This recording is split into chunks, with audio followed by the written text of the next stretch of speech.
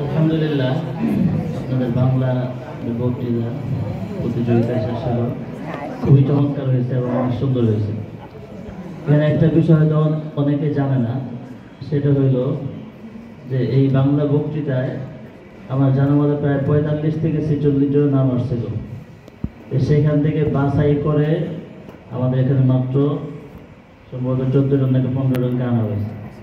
এর দ্বারা একটা বিষয় খুবই স্পষ্ট যে বিগত বছরের তুলনায় এবছর আমাদের ছাত্ররা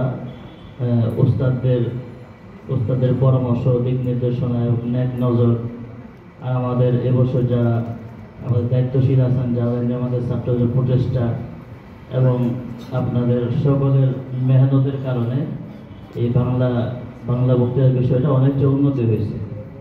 আলহামদুলিল্লাহ, এটা আমাদের জন্য খুবই গুরুত্বপূর্ণ একটা বিষয়।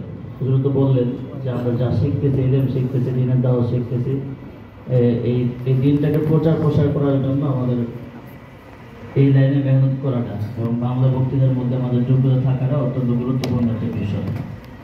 তো আমাদের বাংলা বক্তৃতার ক্ষেত্রে আরেকটা গুরুত্বপূর্ণ বিষয় হইল যে আমাদের বক্তৃতার মধ্যে দুইটা বিষয়, একটা হইল আওয়াজ, আরেকটা হইল ওজন।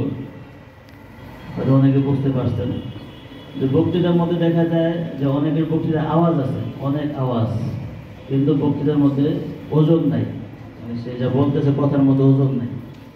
ওজন কি? ওজন হইল যে কথাটাকে দলিল সমৃদ্ধ করা এবং বিষয়বস্তুটাকে সুন্দরভাবে ফুটিয়ে তোলা, এটা হলো বক্তৃতার ওজন।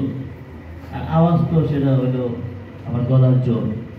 তো অনেকের বক্তৃতার মধ্যে আওয়াজ আছে কিন্তু ওজন নাই, আবার অনেকের বক্তৃতার মধ্যে ওজন আছে কিন্তু আওয়াজ নাই। তো এই জন্য মানে যে কোনো একটা থাকলে এটা হলো নাকেস, আর যদি আমার আওয়াজও থাকে এবং ওজনও থাকে তাহলে এটা হবে কামেল বক্তৃতা।